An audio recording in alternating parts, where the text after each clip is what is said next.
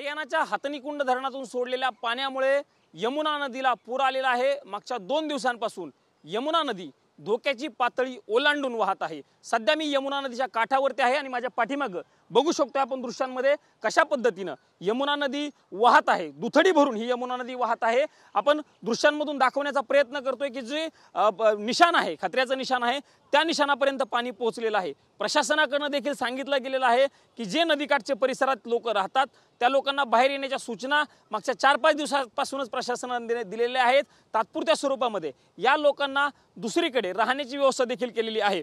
मात्र नदीचं पाणी रस्त्यांवरती असेल किंवा परिसरामध्ये आल्याचं दृश्य आपल्याला बघायला मिळत आहे। मजनू काठीला असेल, बोधी घाट असेल, मयूर विहार असेल, ISBT बस अड्डा असेल, या परिसरामध्ये देखील कालपासूनच काही ठिकाणी पाणी शिरलं होतं। अशा पद्धतीची देखील दृश्य आपल्याला बघायला मिळालेली होती। खरं तर मागच्या काही दिवसांपासून सातत्यानं पंजाब, हरियाणा, जम्मू काश्मीर या ठिकाणी जोरदार पाऊस कोसळतोय आणि त्यामुळे धरणं जी आहेत ती भरलेली आहेत आणि म्हणूनच अनेक धरणातनं पाण्याचा विसर्ग नदीमध्ये केलेला आहे आणि म्हणूनच नद्यांना अक्षरशः पूर आलेला आहे। सगळ्या नद्या दुथडी भरून वाहतानाचं चित्र आहे।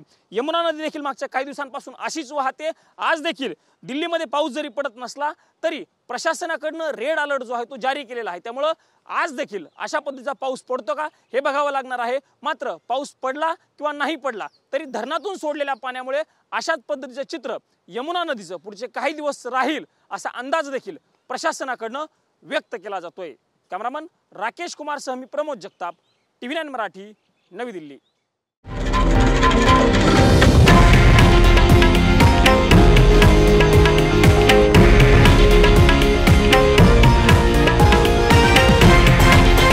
हे आहे देशातील नंबर 1 न्यूज नेटवर्क आणि आपण पाहत आहात TV9 मराठी, एकमेव।